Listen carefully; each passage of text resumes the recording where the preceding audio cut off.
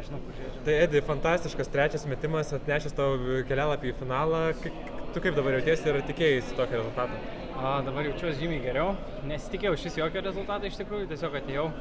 Galvau, ką reikia padaryti, kad gerai gautus, bet nieks nesigavo, tai biškai stresas pradėjo net kilt.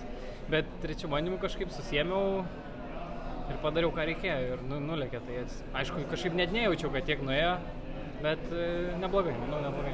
Prieš trečią bandymą atsistojai į sektorių, užsimerkiai trumpam, kažką turbūt mintise savo pasakėjai, galbūt užduotum, kokios žinutės savo pačiam ten buvo skirtos?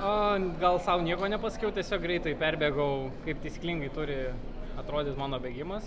Tai nežinau, ar jis taisyklingai atrodė, dar reiks video pažiūrėti, bet tikiuosi panašiai kažkas, tai tiesiog perbėgau metimą, kaip atrodo ir tiek.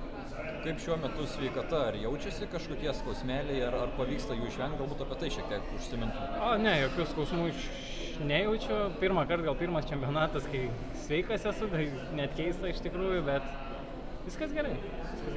Po pirmo metimo su treneriu atrodo kalbėjusi, kokie patarimai buvo, ką keitėjai? Šiek tiek skubėjau, kaip ir sakiau, daug streso kažkaip, nežinau, labai, kaip sakyt, pats iš savęs gal daug reikalavau.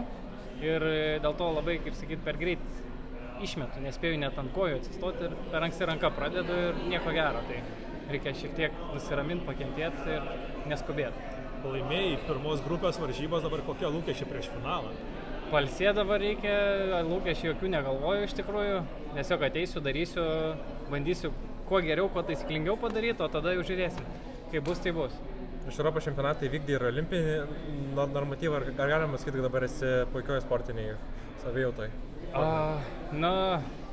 Šiaip dar nesijaučiu, kad labai puikioje esu savijautai, bet rezultatai rodo, kad esu geroj. Tai tikriausiai taip.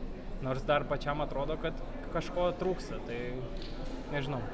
Gal taip yra, gal taip tiesiog atrodo, gal iš tikrųjų geros formos esu. Ir esu geros formos, ietis skrenda, bet kažkaip sakau, tiesiog jaučiu, kad dar kažko gal trūks. Šis čempionatas ne pats sėkmingiausias kol kas lietuviams.